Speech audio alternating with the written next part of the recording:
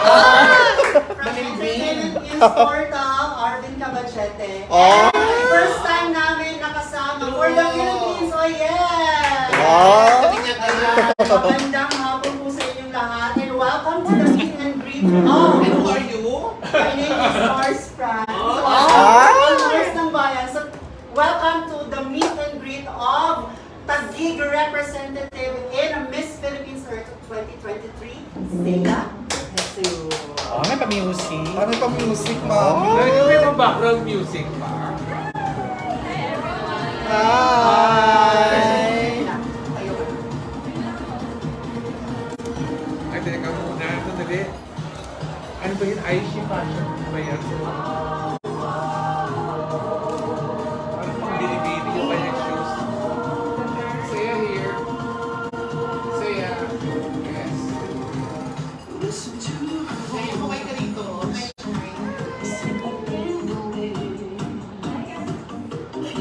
Cea here. 1, 2, 3. Perfect.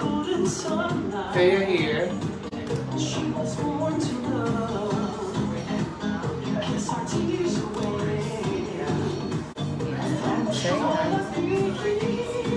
Kala ko nandito yung boyfriend.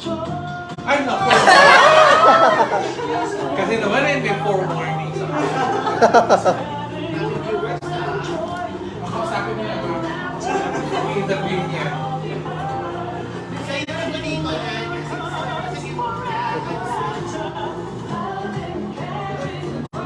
Let's not forget to share our live coverage of meet and greet with Miss Philippines Earth 2023, Taguig City. Before we start, wait lang guys, sinong kamukha? Jean Hart. Sino? Destiny Wagner. Oh, sino? Destiny. Oo, tama. Correct. Vanessa. Si Vanessa. Ng High School Musical. Cea, would it be okay mapakilala ka sa mga media friends natin? And give a little fun facts about you. Guys, first of all, I just want to apologize. Yung smile ko kasi kanina ganito lang. Kasi na medyo namamaga yung lips ko. But anyways, hi guys, I'm Cea De Jesus, your Miss Philippines Taguig. Miss Philippines Taguig. So I'm an architect and I'm a volunteer at heart. So parang nasabi ko na siya last night in my info. So I will say that I'm a volunteer at heart because I love it so much that I became one of the core officers of an NGO called Feeding Change Philippines. You can find it at Facebook or Instagram. And we are on a mission to spread the joy of volunteering. And my advocacy is to empower people into realizing that we are the ones we've been waiting for. Kasi I'm such a believer that no one person or no one organization can really solve our problem by themselves. So we have to come together to lead the change ourselves. So I plan to do that by inspiring environmental awareness and pushing for renewable technology with our communities and policymakers. So in short, that little advocacy is called Project Earth, where Earth stands for environmental awareness and renewable technology for humanity. And little fun facts about me, I'm a certified mermaid free diver. So sometimes I wear a mermaid tail under the water and just like see the corals. So, and one of my goals actually is to join a coral planting initiative. Kasi it takes so long for our corals to grow.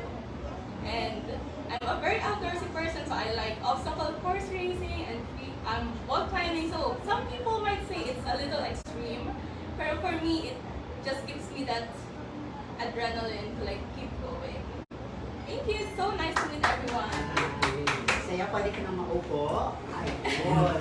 Hindi na tayo mag-mic, but Malakas. we are opening our Q&A portion.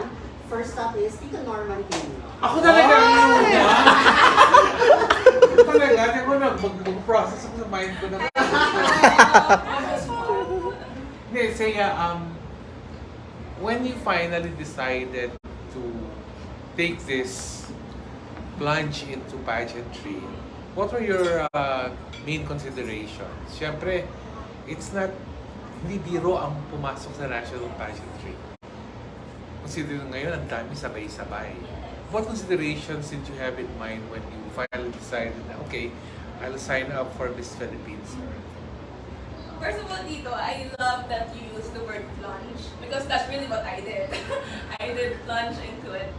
So the considerations ko is that, so I think my age, I'm 27, and we all know that pageantry has its age limits. So people will always tell me, oh, you should join pageants. And parang before, with myself, I was thinking, oh, baka hindi ko kaya. So one day, I kind of like woke up and said to myself, parang I don't want to be that girl anymore who didn't try because she thinks she can't do it. Pero ikaw, Cea, anong basa mo sa pageantry dito sa Pilipinas? Alam mo naman na way of life ang pageantry dito sa Pilipinas eh. Yeah. But just the same, the pressure is high. Kahit ano pang pageant sa sarihan mo. Have you prepared yourself for the nitty-gritty of pageant life? I feel like in everything that I do that I felt before that I couldn't do. So for example, the hobbies that I have now, like e-diving or obstacle course racing, before I started doing them, I felt that I couldn't do it. But like you said, I just plunged into it, and then as my journey continues in this kind of things, I learn more about myself, and then I become stronger. So Anong say ni Mami at Daddy? um, The first time na nagsabi ka sa kanila na, The very Mami at first- Daddy, sali ko. the very first time that I told my mom, parang sabi niya, why? But you're so successful already in your other endeavors. Why are you like joining a pageant and then starting over again? So I'm like, kasi even though I'm successful in the other things that I do, like I said, I'm a volunteer at heart, and before I will kind of laugh at the other girls. And it's not a proud moment. I will kind of laugh at the other girls when they say, oh, this is my passion. To be in this pageant is my passion. But now, being in their position, I now understand why they think like that. Because Oo, naka-live eh. Yes. Papanoorin ka rin ibang mga vibe. Ano ba pinapatamaan niya? But like, I feel like you won't really understand kasi if you're not in the position. But now that I'm in the journey as well, I'm so much passionate about it than I would say everything else that I do. So before, kasi po when with volunteering, when we would organize events, there will always be questions behind my head. Parang, oh, am I doing something talaga? Am I really making an impact? Or this is just, what will happen to these people after the volunteering event? So parang, right now, if you're gonna be given this platform, imagine what you can do as an individual, and as a volunteer, as a private citizen. But imagine what more you can do as someone who has a platform like this earth. Kasi boyfriend. Ano yan? Ano? Yung support niya sa kumbaga? Is he 100% supportive of you? I think I would say it's about like 500%. Oh! Baka gusto rin mag-holiday. 500%. Oo. Mga 500% siguro is Iba, parang naghihintay na matapos yung pageant. Tapos, papaluhin na ano. Oo. The next question is from our newly Edison Edward Hi, Cea of Taguig. So we're live now at Pageant 101. Oh. So, first question, who's your favorite Miss Philippines Earth winner? Or Miss Earth? Baka tiya sa Okay. ticket. It's definitely Miss Karen De Basco. And why? Because I feel like when she talks with so much conviction. Like parang when she talks, it makes me want to get up and do something. So I aspire to be like that. And for those who's kaka-tune in lang dito sa live natin, so can you please tell us about your advocacy? Okay, so my advocacy is empowering people people into realizing that we are the change, that we are the ones we've been waiting for. So just a little background about that phrase. So that phrase keeps coming back to me when I need it. Parang, I remember the most recent, parang nag-work pa ako in corporate. And then kakatapos lang ng work. And this is the time where Frozen 2 came out. And then so parang nanood ako ng cinema isa.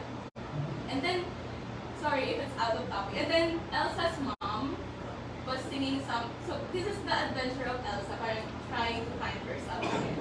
And then her mom was singing to her with a phrase na, you are the one you've been waiting for. You don't need someone else.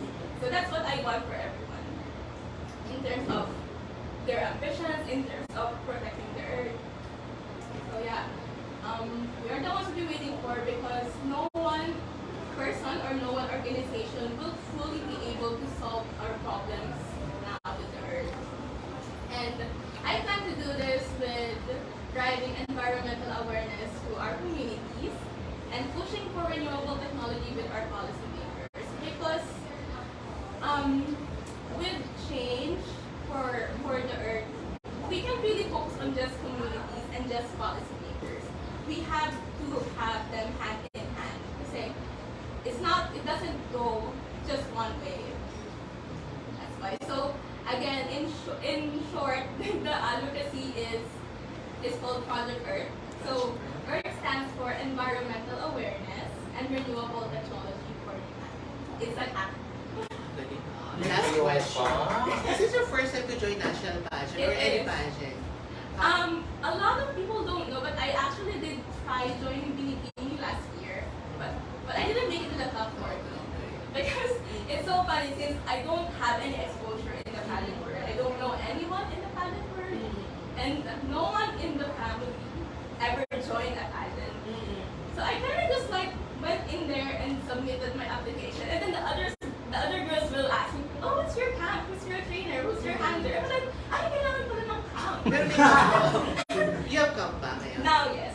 Under Yeah. Under Tito Ron. Thank you, girl. And gusto ko lang i-acknowledge si Jonathan from... The very late. Jonathan. Nakakaloka yung delay. Jonathan, tumakan ka muna. Sabi niya, dito ko muna at magpahinga. Si Kumain pa. Jonathan. At lumang Oo. Kain na, sir. Ayan. The next question. The next talaga. The next talaga. From Eventology. So, What is your advocacy prior to joining Miss Philippines Earth? And what is your advocacy now in joining Miss Philippines Earth? And how would you make that to advocacy sa Go Canada? My advocacy ever since has always been about empowerment. Okay. Because I feel like, first of all, as someone who's been a volunteer and like a core officer in an NGO, I feel like if you empower others, you will also empower yourself. So I want to make people realize that they have a choice in driving their own paths. So that's always been my core. So your core advocacy. Yes. And your advocacy. And my advocacy right now with Miss Earth is still empowering people through environmental awareness and then still pushing for renewable technology. So I feel like they go hand in hand in a way that I can make other people realize that, oh, she's right. Parang we can actually make a change by leading ourselves in our community. We don't have to do something big because all these little actions combined just makes a huge difference.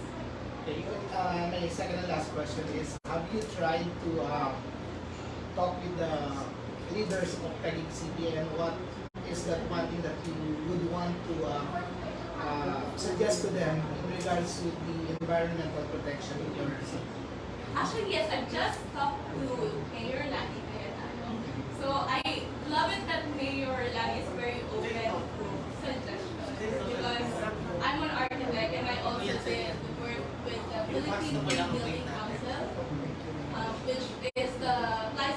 body for Verde. Verde is the scoring system for sustainable buildings in the Philippines. And fun fact is that in Taguig we have a tax exemption for green buildings. So parang every developer who builds buildings in Taguig, they all want to build green buildings because oh, we get a tax exemption. And then syempre, ayaw nila maiwan ng ibang developers na oh, sila green buildings na dapat tayo din green buildings na. These are the kind of things that kind of drives change. And you don't make it as if you're forcing them to do these things. You make it seem like, oh, I have to do this because this is the norm. So our goal is to make sustainability the norm. Ano na pala yung trees mo? Yung lot trees mo? My tree is a salimbogo tree. It's not a very well-known tree. What's the name again? Salimbogo. Ano yan? Salimbogo. Is it found in Taguig area ba? No, it's actually found in Davao, in Palawan, and there's one in. But why didn't you get like a tree that is growing in Taguig and I mean, suggest to plant that? Ano ba? Meron bang puno sa Taguig? Ang pangalan? Because the salimbogo tree po can be also be planted in. Baka kabubuot? But it's just, to be honest, it's just not a well-known tree. So if I kinda relate that to myself, is that me, I'm a nobody in the pageant herd. So I just feel like I relate to that tree. Kung mamaya hindi ka na hindi ka na nobody. Sabi na lang ka na eh. Ayun na ako dati nanonood sa'yo. I-feature ka pa namin ako. Hindi ka na sa limbobo. Salim? Nara na. Tapos magpunta ko sa page ni for the Philippines. Ay, social na page Speaking niya. of, thank you, Sir Ferdinand Leon. Thank you. Speaking of, baptism of fire na actually ito. Kasi first time namin siyang kasama sa... Talaga sa mga busy malungkot. The next question is from Oyel from For the Philippines. Hi, Saya. Oyel from For the Philippines. So thank you, Mars, for inviting me. My first question is, how are you? I'm okay, I'm doing great. So, follow-up question is, aside from the issues from Mother Earth, nandun na tayo kasi you're talking about your advocacy, about pollution, something like that. So, my follow-up question is, there's still a long way to go to resolve the issues about treatment about women and LGBTQIA+ community.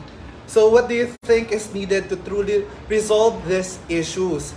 Is it equality or equity, and why?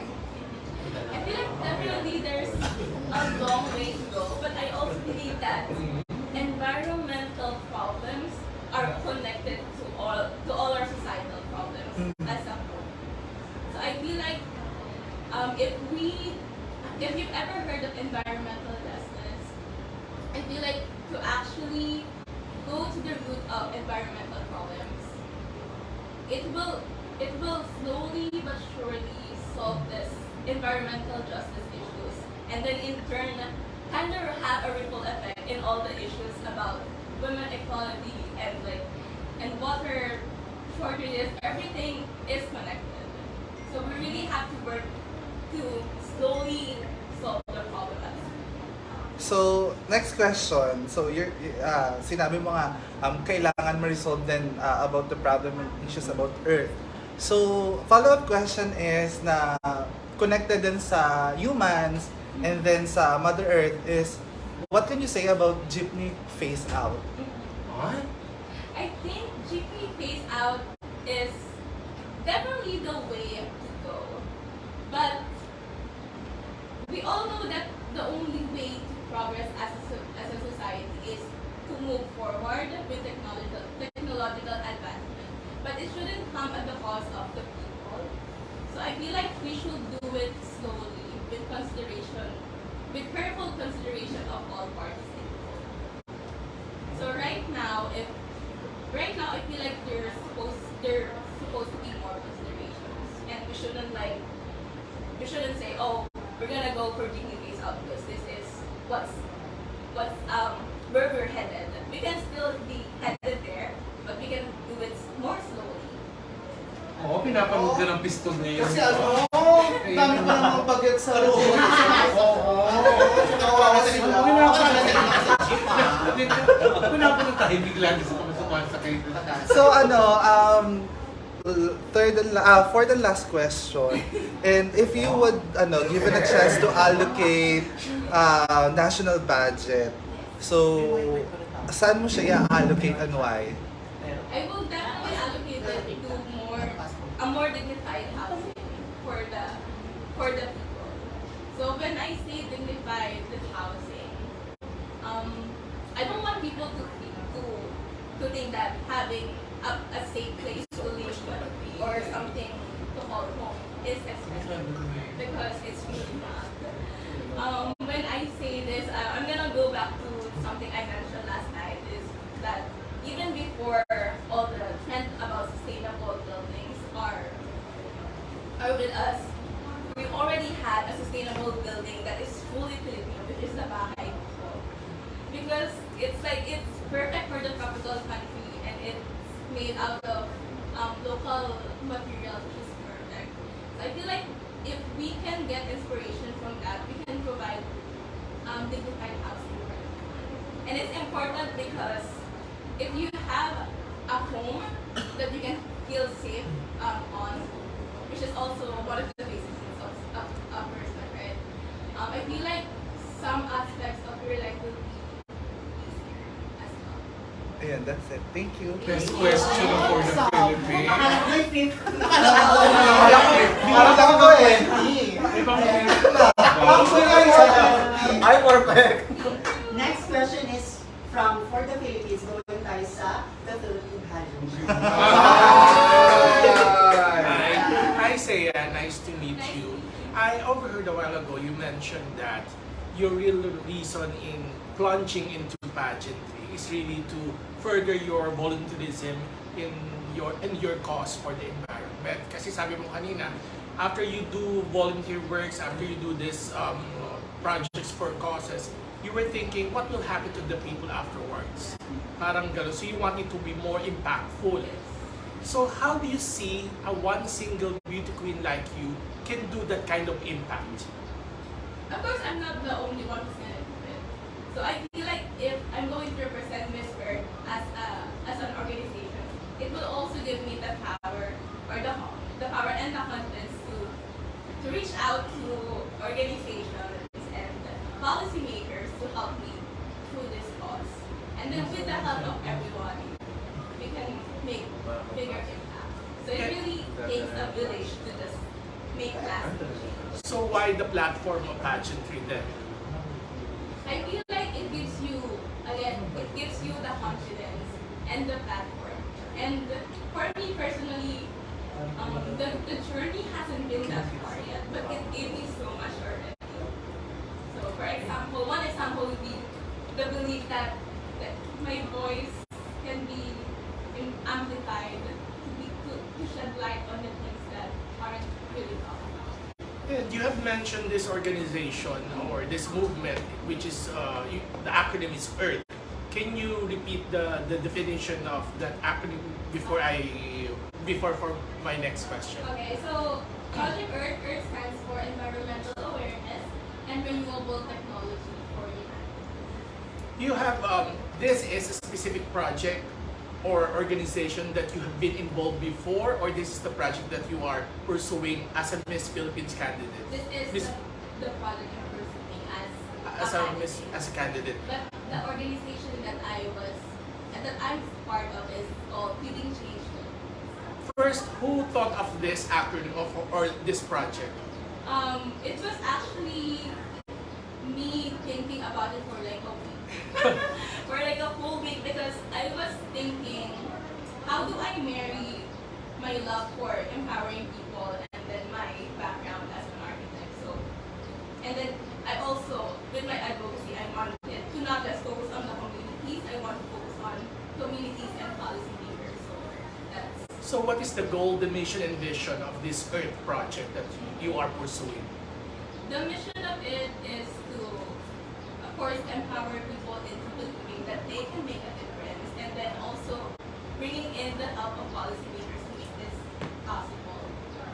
And then the vision is actually make it a full-fledged organization.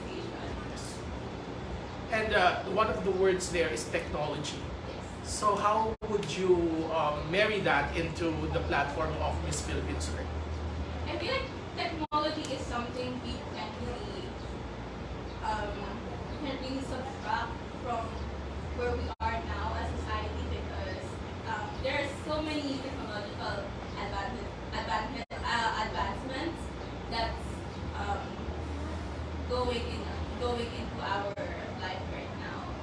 So I don't really feel like it's something that can be separated as of now. For my last question, one of our colleagues asked you earlier about the jeepney phase out or the modernization for jeepneys. In your project, the Earth Project, you have tied the word technology and humanity. So how are you going to convince those who do not believe that jeepney modernization should be done now? Because this has been happening for more than 10 years, for more than 20 years actually. And if we keep delaying this and keep dramatizing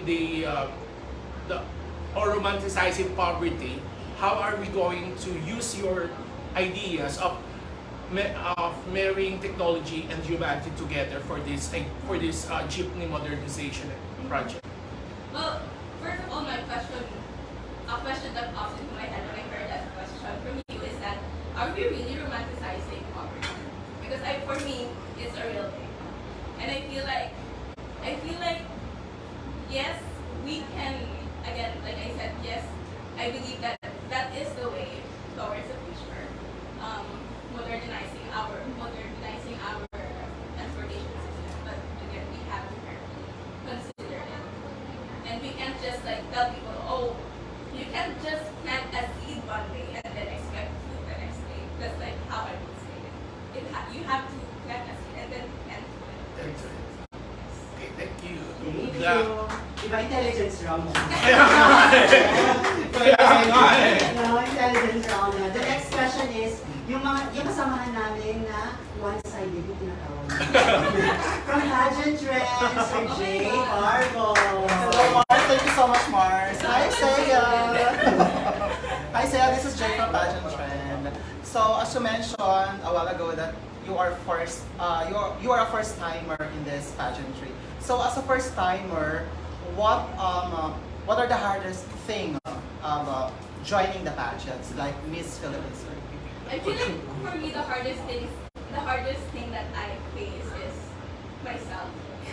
Because there will be, even though people will tell you, oh, you're so great, you're doing great, there will always be a voice inside your head that will say, oh, you're not good enough for this. Another follow-up question. So since the Miss Philippines Earth is fast approaching, so how was your preparation in this pageant? I would say my preparation for this pageant is actually better than I expected. So I would call myself lucky because never in my journey have I felt alone. So yeah. I'm sorry if I'm getting emotional because I never really thought that tough will come. And then the last question. Saan ko last name? Hindi, follow pa lang yun. Hindi ko follow pa lang. Ito ang pinaka-last na talaga. So how, if you are going to describe your journey as a Miss Philippines Earth candidate in one word, what is it and why? It's guided. Guided because every time that I need something or someone, parang there will always be a random person who will come to me, not like friends, who will come to me and offer help. And that's how I would say that my journey is guided. Because everything that they need is Thank you so much. manifestation. Guide. Maganda yung pangalan na France, guided. Maglang Julius. Award! Thank you so much, Mars France. And Thank you, Cea. Sir Jay Barbo. The next question. Miss Jay Barbo. Miss Jay Barbo. Talagay mo ba tayo ang board ka ng pageant? Kailan po? Ang board ka ng pageantry. Arvin na ba siya?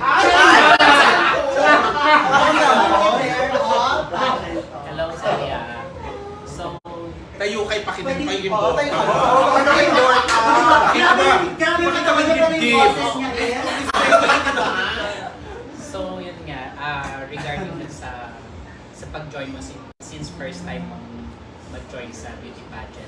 Sa dami-dami ng beauty pageant dito sa Philippines, like meron naman tayong Mutya, Miss Supranational or Miss Universe. Bakit Miss Philippines?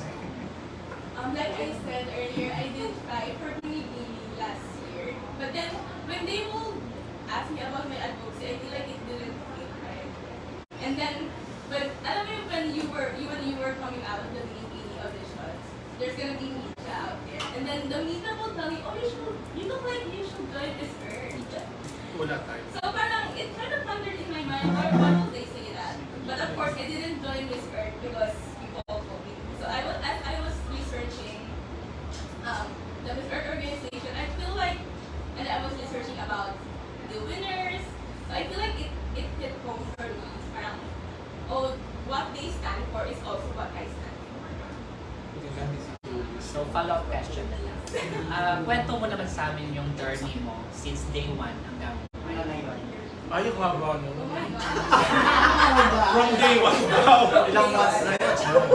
But pala nag-vlog ako from day 1. So from day 1, if I remember it correctly, from day 1, The moment you have decided na you will be joining. I feel like ang hirap. I'm trying to remember what I did on day 1. So yeah, I feel like it's just again, there's not a very detailed description of it because just like Tito said, it really is a bunch. I just like submitted my form and then I just know in myself that I want to take on this work. But there's not a very complex description of it. It's just like, alam mo yung parang buo yung loob mo to take on this work. Kamusta naman yung mga co-candidates mo, yung relationship mo sa kanila? Yeah, they're actually great. We were able to do a sponsor visit yesterday. And then, I've always been a big believer of communities. So my very first ever community is a workout community for women called Flexible in the Philippines. And I feel like that's where I developed a lot of my confidence into like speaking. Because before I will just hide in a corner and not speak to anyone in like a social function. So I think the sisterhood in pageants is another way of getting you out of your shell. And then you will always know that you will have them even after the pageant. Super last na lang. Sino yung parang Binegalas pa yan. sino yung parang pinaka-close sa co-candidate? I feel like the closest person that I'm with right now is Naomi, Miss Dasmaritas Cavite. Naomi? Because we actually talked via Instagram even before meeting in person. So she will always send me, oh, Ate Cea, hi, and then I will always message her if I see her stories. Okay, good luck. Okay, So, Meron ka pang mega last. Thank you, Anton Eder. And second to the last question. Pinaka-board na. From Manila actually. Mahal ko, Charing lang. Kaya pala. Entertainment news for From Mayo. Hi Sia, kumusta ka na? My first question is, bakit ikaw ang dapat na manalong Miss Earth Philippines? I feel like technicality-wise, my background as an architect, and a project manager, and a marketing specialist is perfect for the Miss Earth, the Miss Earth job. So I call it job more than a crown. So because I know how to build projects from the start, and then actually manage the project. If I'm gonna call it project, I can manage it to be cost effective if we need it for the organization, and then like within timeline, which organizations should we collaborate with. I'm very, very detailed in that kind of sense. And then my experience in marketing, of course, is that I know how to resonate with the audience to make the project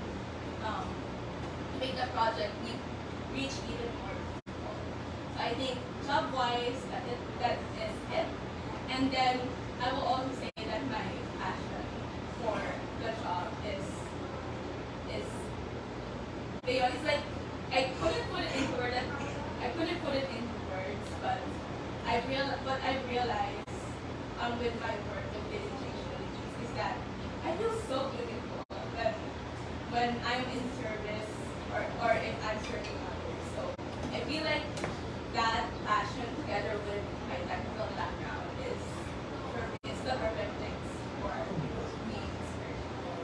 Gusto ko yun, mag-technical doctor. So, architect pala siya. Di ba nag-meet na kayo na Shopsy. yung mga parang candidates? Can you name one person na gusto mong parang makatap to as a finalist? Yung parang Makatapos. Makaholding pa. Holding hands mo. aside sa'yo, of course. I feel like it's Crystal. Crystal. From Controversial Mindanao. question. She's very, she's So, ikaw, yes.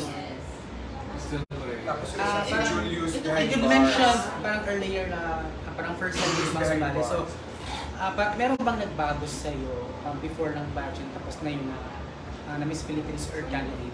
Ano yung mga major changes? I think the major change is that I believe in myself so much more. May confidence. Kind of gives you power that, oh, if I can do a pageant, I can probably do anything. Because it's so hard. I didn't realize before joining the pageant how hard it is. So now I have a newfound appreciation and respect. I'm just curious, bakit mo ang kinuha yung course mo? So, Architecture. Gusto mo naman. Yeah. actually before, my first choice is I wanted to go into animation. Yeah, because as a child, I always wanted, I don't know, maybe I was over child, but I always wanted to make people feel better. And then, when I was a child, but feeling others, making others feel better for me is through Disney. So, I wanted to work for Disney Sana before, but I wasn't really aware that there's an animation course in the Philippines before when I was taking my college entrance exam. Sino favorite mong Disney characters? Ariel. Yeah. Si Ariel. That's why I wanted to be a mermaid. parang pwede ka sa ano? Napapinit the universe. So you do painting, Marlene naman? Yes, I do love painting. So I went into architecture because I was thinking, so what are the other things that I can do to make other people feel better? And then I have a couple of family members who are engineers. So I'm aware of what they do, but it's very, very technical. So I'm thinking, I've always been artistic, so I thought that, oh, maybe what I can do is design spaces that people can feel better in. Which is true because it kinda, a space really makes you feel better sometimes. So in a way na parang sometimes diba you want to work in this certain coffee shop because it makes you feel more happy. Saan ka nag-aral? FE. Tama. So, nag-work ka ngayon, girl? I'm on leave. Leave, oo. Kaya sabihin, so paano kang ano? So, naka-leave ka? Ilang months na, girl? Paul na. The whole April. The whole April. So I'm Yes, supportive naman si company. Alright. Good luck, girl. And last question, coming Ayan. from the last person to enter this room. Pero maintindihan namin because yung partner niya, yung mga partner niya nasa. So, talag ko.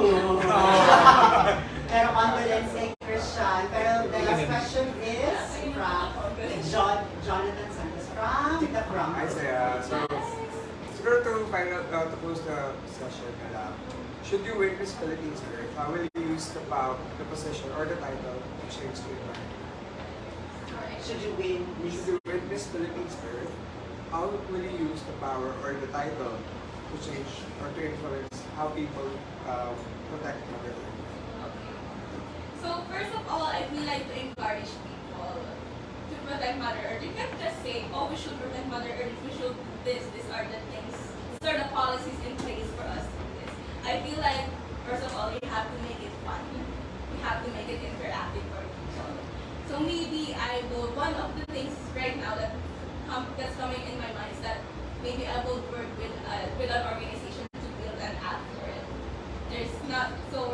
know a specific app in my head, but an app to make it fun.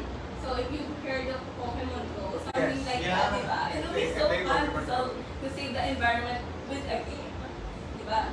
And especially with young people. So that's one. And then another one is, of course, I'm always a believer of education. So I would love to go into school tours. I actually did a school tour in Taguig, and it was so fun because the kids were like, even though I feel like they don't know what's going on, but they just wanna get involved in what you wanna say or what you're gonna say or what you're doing. So it's always fun to be here to interact with kids. And then lastly is, of course, like what I've always been saying, kanina pa, is sit down with policymakers talaga because they are the ones who really have the influence.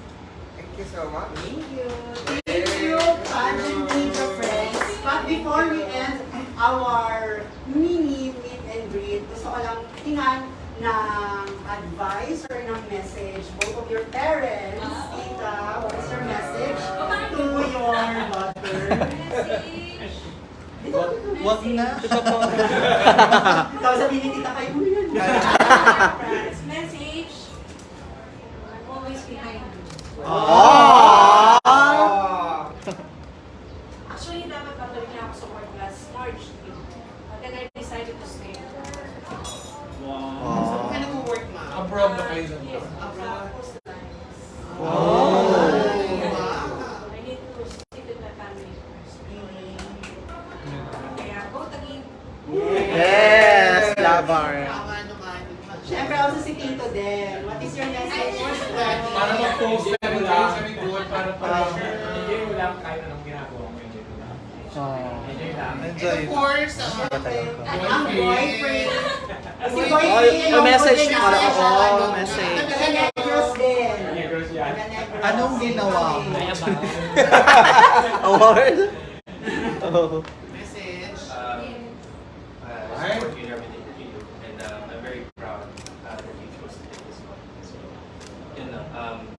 Yeah, go to game. Yes! And Cea, tayo ka na. What is your final message to all of your supporters, sa lahat na nanonood sa atin, and at the same time, sa mga media friends? So I'm very thankful that sorry, I'm emotional because like I never really thought that people will support me. Aww. So thank you. Wait, practice way. Practice way. Na-crowded na. Thank you everyone, and magandang hapon po sa inyo. Bye! Photo op. Photo op na tayo.